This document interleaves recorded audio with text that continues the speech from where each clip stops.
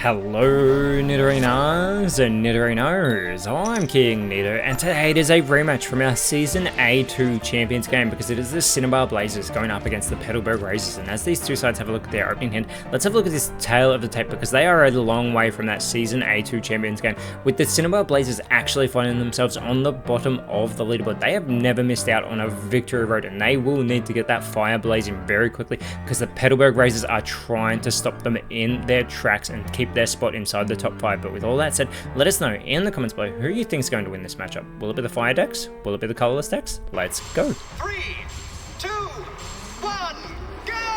And starting out this match for the Cinnabar Blazes, it is their Flame Body deck. Now they are going with the Growlithe in the active spot. They do have the Slugma on the bench. They've already got both Arcanines in hand. For the Petalburg Razors, they're playing their Moo range deck, moving their Igglybuff into the active spot, who does not require any energy for that Sleepy Lullaby, but they've got the Kangaskhan on the bench. Keeping in mind they've also got that Rocky Helmet, the Whitney, and the Pokemon Communication in hand.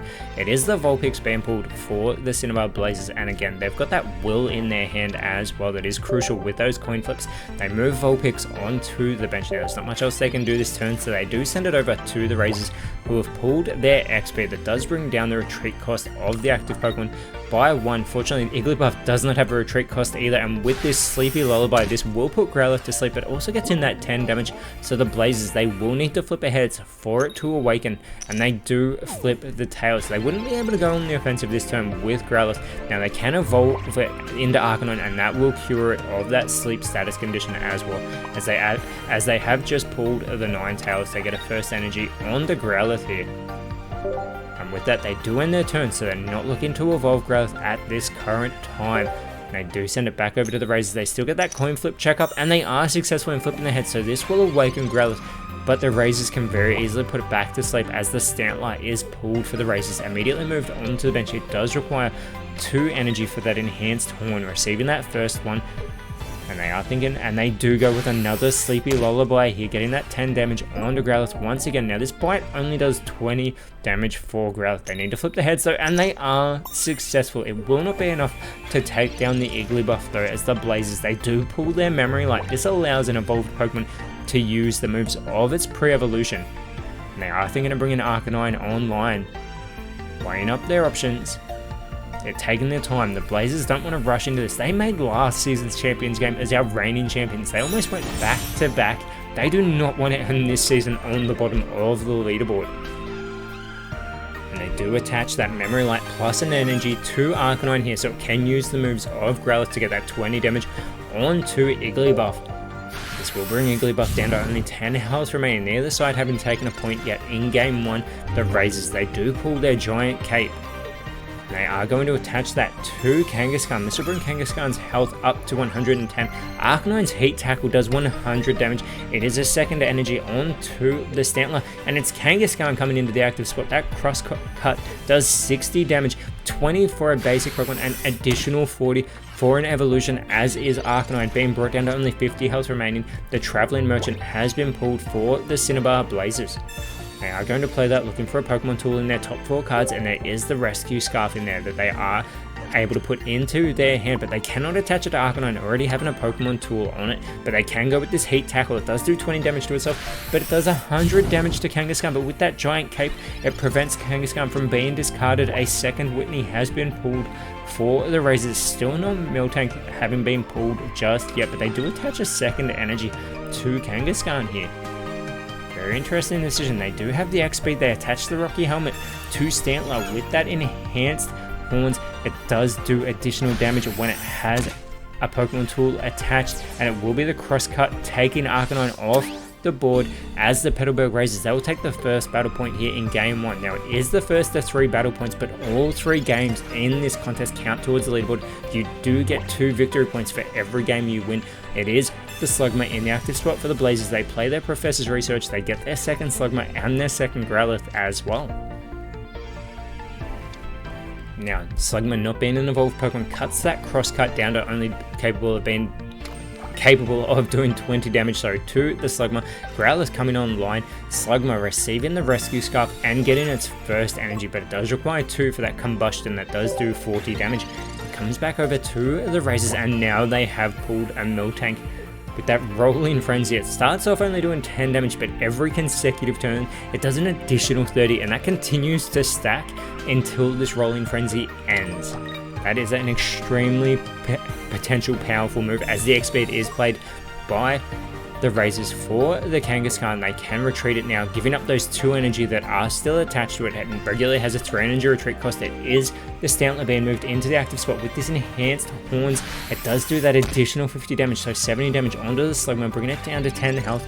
The Blazers, they have pulled that Spurt Fire Makago, who is absolute chaos. It does 50 damage 3 times to any Pokemon selected on the board. It can be all done to one Pokemon, it can be done to 2 different Pokemon, it can be done to 3 different Pokemon, and that doesn't even mean the Blazers are safe. Ninetales has come online, the second Slugma has come online, they're going for the Spurt Fire, they're going for Chaos. Now they are able to connect with all members of the Razors, Stantler and Miltank, but they also are able to wipe the Kangaskhan from the board, and both sides now having 1 battle point, but there is that recoil damage onto the Makago. And the Razors now thinking about how they want to approach this. They did just pull their potion. They get a second energy here onto Miltank, keeping in mind it only requires the 1, but with the enhanced horns they can get this Makago off the table, but it comes back into the hand of the Blazers thanks to that rescue scarf. But now the Razors, they are only 1 point away from taking game 1. The Blazers need to think about how they want to approach this. They are going with their second Slugma, the Stampede Slugma in the active spot. They pull their second Ninetales. Now Slugma cannot outlast a hit from Stantler. They go with the Makago though, the Spurtfire Makago, who's going back onto the table into that active spot. It still requires 1 more energy, however. So they do end their turn. The chaos will ensue as the Bouffalant is pulled for the Razors. A continuous headbutt requiring 3 energy, 70 damage for every heads they flip, but as soon as they flip a tails it stops. It could do 0, it could do 700. I guess it could do 7,000 as well. That would be frightening to see, as it does receive its first energy and another enhanced horns onto Makago, bringing it down to only 50 health. Makago is going for the Chaos with this Spurtfire. It needs to hit both Igglybuff and Stantler. They have pulled their second Makago, but for this Spurtfire to get them the win, that's who they need to hit once each. They are trying to provide more options. They think of moving their Slugma onto the bench. They're deciding against it. They want that potential on their side, but they are unable to get an elimination. They hit their own Ninetales plus the Miltank and the Bouffalant. This is all the Razors need. They immediately go for the enhanced horns to get rid of Makago, and it will be the Moo Moo Ranch deck taking game 1 over this Flame Body deck. But as we have our first table reset, if you're enjoying what you're seeing, please leave a like and subscribe so don't miss out on any of the action in the PokeType League TCG. But here we go into game 2. It will be the Blazers once again going first, this time playing with their Fire Flow Volcano deck up against the Undaunted Daybreak deck of the Razors. And it will be the Cyndaquil from the Blazers going into their active spot. The Heatmore is on the bench. The Razors, they're going with the Teddiursa. They've got both Centroid in hand plus the Smeargle, but they've also got their Claw/Ursaring, who does require 4 energy. They go with a Centroid and a Smeargle on the bench, and here we go. It is game 2.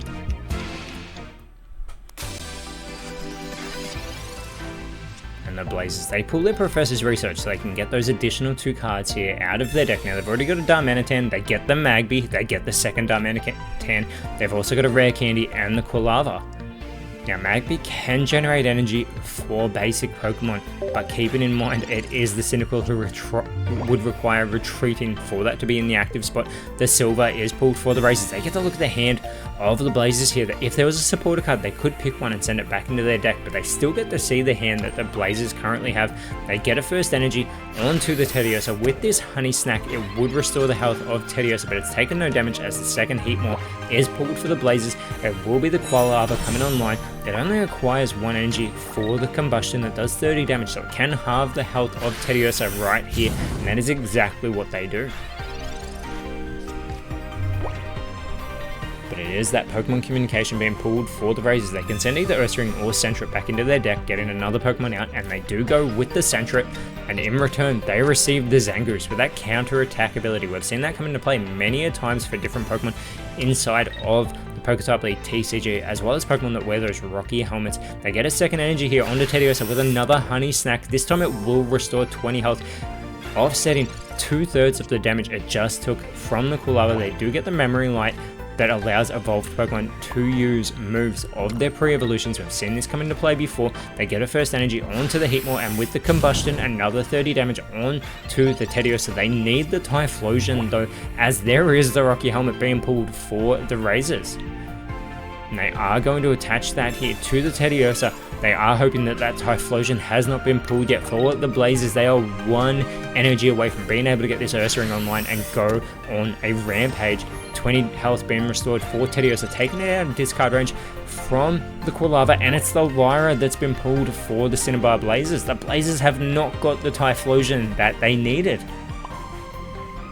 That Typhlosion can cause the opposing Pokemon to have a burn and make the attacks of Heatmor even stronger, allowing them to do an additional 60 damage. They get the combustion onto Teddiursa. They're clearly hoping that there is no Ursaring in hand for the Razors, as the Memory Light is pulled for the Razors, but unfortunately it is, and it is the Claw Slash. 110 damage that this Ursaring is capable of producing, and it is going to wipe this Quilava clean off the table into the discard pile. And this is not good for this Fireflow Volcano deck. The Razors look like they're about to be in full control. Heatmor being moved into the active spot, and it's the Typhlosion 1 turn too late here for the Blazers, and they have no Cyndaquil either. They've already got a rare candy in hand. They get a first energy onto their second Heatmor. They go for the Roasting Heat. It's only going to do 30 damage to the Ursaring. That Rocky Helmet does 20 damage back to the Heatmor. This is fantastic for the Razors. They are in full control. They've even pulled a potion. They can restore the health of the Ursaring. The Blazers, they cannot get a Typhlosion online quick enough.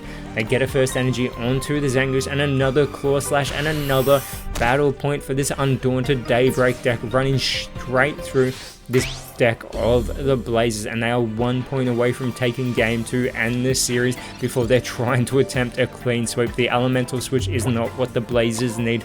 This Heatmor cannot get enough damage onto the Ursaring with this Roasting Heat. It is another 30 damage onto the Ursaring, but the Razors being successful in setting up this Claw Slash have sliced straight through the cards of the Blazers. They pull the Professor's Research, but the Razors, they just want the win, and with this Claw Slash, it is Heatmor again being discarded, and the Undaunted Daybreak deck will take game 2 over the Fireflow Volcano deck, as they're looking to take the clean sweep. And it is our final table reset, but this time the Razors will be going first, and they are going to be playing their Unleashed Nightfall deck, moving the Farfetch'd into the active spot. It's their only basic Pokemon, the Blazers. They've got their Burned Tower deck, moving the Magby into the active spot. They've got the Entei on the bench. They have the second Entei in hand, plus the Charmeleon and the Rare Candy. But here we go, game 3, the Blazers, they're just trying to get some victory points. The Razors, they're trying to maximize the damage they can do. They have pulled the Hoothoot, already having the Noctowl in hand, moving it onto the bench. They've also got the Memory Light, the X-Speed, and the Lyra. Coming over to the Blazers, they pull an Elemental Switch, and they already start generating energy for the Entei, the first one from the Energy Zone, with that Strong Flare, capable of its own 110 damage, but with the Toasty Toss as well. This allows Magby to generate an additional energy for Entei. It's already halfway to being able to go on the offensive. It is the second Noctowl being pulled for the Razors. They are going to get a first energy onto Farfetch'd. With that Leak Slam, it does do 60 damage. The Razors thinking about how they want to approach this from here. They do send it over to the Blazers. They have pulled the Torkoal. That Flamethrower does do 70 damage for 2 energy, but it does have to discard an energy when it does do this. They get a third energy onto Entei, and with another Toasty Toss, they can get a fourth energy onto Entei if they choose, even Torkoal, but they are setting Entei up to go on a blazing trail. The Will has been pulled for the Razors, who partners up perfectly with the Noctowl, but Noctowl does require 3 energy for that fly. They're going to get a second energy for that Leak Slam of Farfetch'd to take Magby off the table, taking the first battle point here in game 3.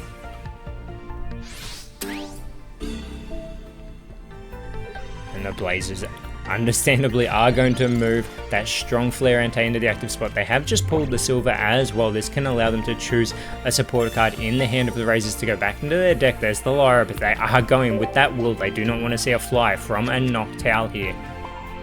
And And they do attach a 5th energy to the Entei, because if they flip a Tails when it goes for the strong flare, they do have to discard 2. They get that 110 damage, wiping Farfetch'd off the table, and they flip the heads as well, so those 5 energy will remain on the Entei. But if they do lose 2, they can quickly attach a 4th one back onto it. It is the Noctowl coming into the active spot for the Razors. They have pulled their 2nd Farfetch'd, and they do move it onto the bench. They do attach an energy to Farfetch'd as well, because they cannot go on the offensive with Noctowl. That strong flare is too powerful for Noctowl to handle. The 2nd Torkoal has been pulled for the Blazers. They do get a 1st energy onto the bench Torkoal, and another strong flare here from the Blazers, and it is another battle point. This is what they needed in those previous 2 games. They do flip the Tails this time, so Entei loses 2 of its energy, but it's still only 1 energy away from another strong flare. And Farfetch'd coming into the active spot, it can go on the offensive with the Leak Slam. They have pulled the Iggly buff. They can always attempt to put Entei to sleep if they want. And they are thinking about how they want to approach this. They do move the Iggly buff onto the bench. The Razors could be trying that sleep strategy, but no, they know what's going to happen. They're just going to get that 60 damage. They are happy with taking games 1 and 2. They do not want that clean sweep. They are not trying to run the odds. They are going to be on the receiving end of another strong flare from the Blazers, allowing this burned tower deck to take game 3 over the Unleashed Nightfall deck. But the Cinnabar Blazers only taking 1 of these 3 games. Desperately need to find that fire that we have seen from them in previous seasons if they hope of making victory road, because they are still on the bottom of the leaderboard, and next round they are going up against the Levere Constrictors. Whereas for the Razors, they've moved up to 2nd place, and next round they are going up against the top of the leaderboard, Pastoria Hydros. But until then, Nidorinos, thank you so much for watching. Let us know in the comments below what cards you pulled today, and if you enjoyed what you saw, please leave a like, share, subscribe, but more importantly, always remember, send thanks, and I will see you when you see me.